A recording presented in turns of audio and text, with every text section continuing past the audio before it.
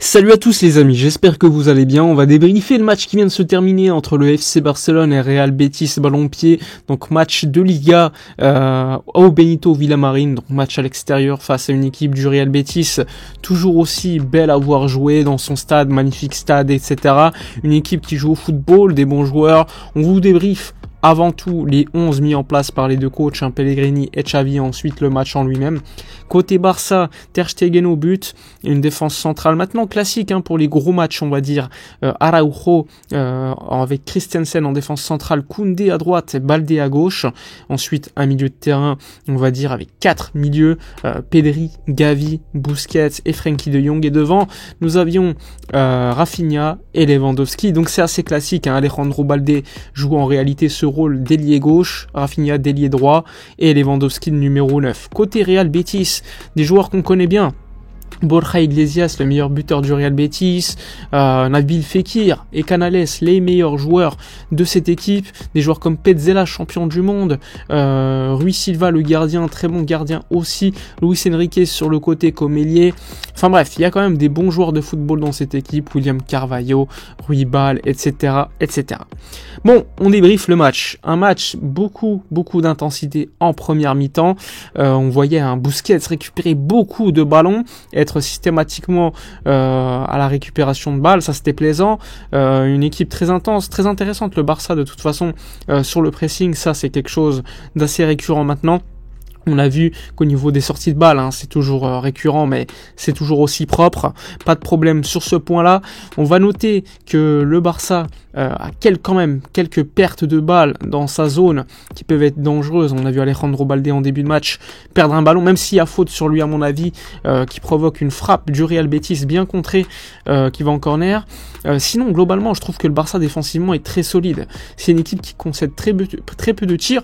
On voit Koundé qui est très fort. Koundé à un moment donné il fait un sauvetage encore une fois où il met son corps en opposition pour sauver la frappe, mais sinon globalement que ça soit Ronald Araujo qui est quasiment impassable, Christensen très compliqué à passer, une fois il se fait déborder par Fekir et ça fait une passe de Fekir pour Borja Iglesias il me semble dans le dos, mais sinon globalement pour une équipe qui joue très haut, qui défend très haut, je trouve que l'équipe s'en sort plutôt bien, très bien même. C'est une équipe de toute façon qui, on va le dire défensivement, est bien plus solide qu'avant. Après, au milieu de terrain, Busquets récupérant beaucoup de ballons, ça c'est intéressant. J'ai beaucoup aimé globalement le match des trois autres, que ce soit Pedri, De Jong ou Gavi. Néanmoins, beaucoup trop de manquements devant les buts. On l'a vu Pedri à un moment donné, il fait un geste exceptionnel sur une magnifique passe de Rafinha en passant, mais encore une fois, double contact, mais il fait l'erreur soit de vouloir déborder le gardien, soit de ne pas faire la passe à Baldé. Ça c'est chacun le bon vouloir, mais encore une fois, ça prouve déjà que nos relayeurs n'hésitent pas à se projeter dans la surface, c'est bien. Mais bon, je trouve qu'il y a trop de déchets. On voit trop de tentatives. Après, c'est bien, il y a trop de tentatives qui ne sont pas fructueuses, mais c'est déjà mieux que rien. On prend des ballons, on essaie de créer du danger avec cette passe que Xavi attend, mais pour l'instant, c'est pas assez efficace. Lewandowski qui a eu beaucoup de mal, on va dire, au début du match en tout cas, à garder les ballons, à changer le sens du jeu. On l'a vu beaucoup plus intéressant sur des remises de la tête notamment. Pour Gavi à un moment donné où il fait une frappe qui est contrée. Donc ouais, t'as une frappe de Pedri aussi, il y avait pas hors jeu qui vient d'un contre, un dégagement d'un joueur du Real Betis. Là il est face au gardien et non, il marque pas, il tire sur Rui Silva qui fait l'arrêt quoi. Donc sur cette première mi-temps, oui, le Barça est très solide, le Barça pas beaucoup d'occasions non plus, mais à l'occasion de mettre un ou deux buts, on va dire en première mi-temps avec beaucoup plus d'efficacité. Une équipe du Real Betis qui nous laisse quand même jouer, on va pas se mentir, c'est une équipe qui laisse beaucoup d'espace chez elle, c'est assez classique et c'est bien pour le football on va dire. Mais avec un Barça avec un peu plus de qualité individuelle, je pense qu'en première mi-temps ça fait 2-0 facilement.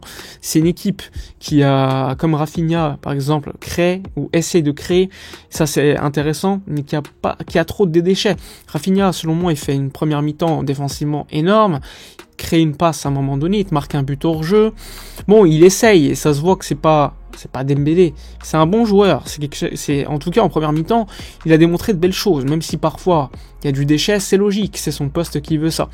Donc globalement 0-0 à la mi-temps, mais une bonne première mi-temps du Barça. Alors la une seconde mi-temps, on voit encore beaucoup d'intensité, beaucoup de volonté des deux équipes à vouloir marquer des buts. C'est plus le Barça qui a quand même l'initiative du ballon. On le voit avec à un moment donné de très belles actions, hein. Il faut le dire, le Barça a quand même bien joué au football. T'as une frappe de Pedri à un moment donné, magnifique arrêt d'ailleurs du gardien qui vient d'un centre d'Alejandro Balde qu'on va retrouver un peu plus tard dans le débrief. Donc le Barça va contrôler, va essayer de marquer, pas beaucoup d'occasions du côté du Real Betis.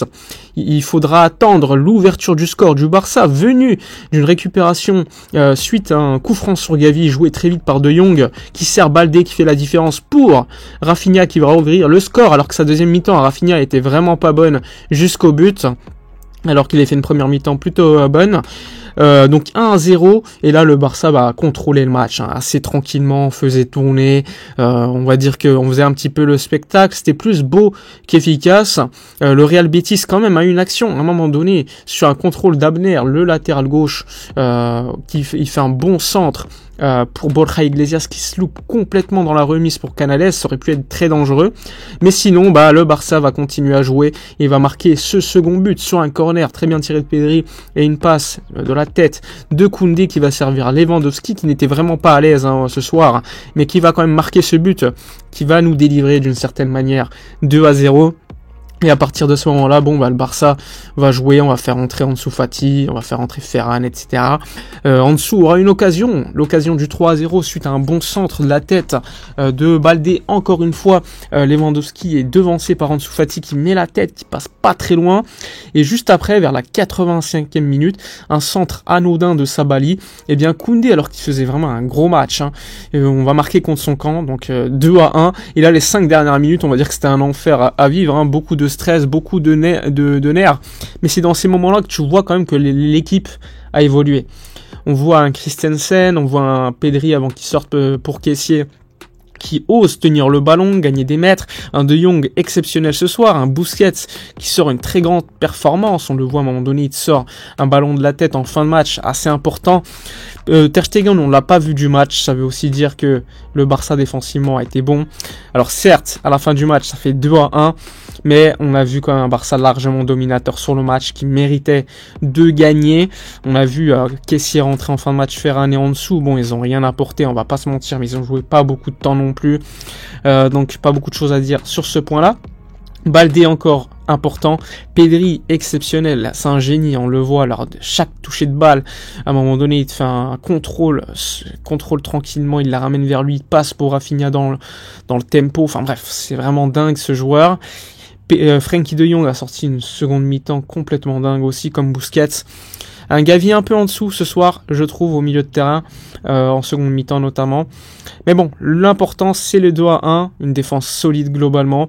Le Barça qui se met à 8 points du Real Madrid pour le moment. Donc victoire du Barça. N'hésitez pas à me dire dans les commentaires votre homme du match, à liker, commenter, partager. On se retrouve pour une nouvelle vidéo demain. Donc n'oubliez pas d'être présent, je vous dis à la prochaine. Et d'ici là, comme d'habitude, portez-vous bien.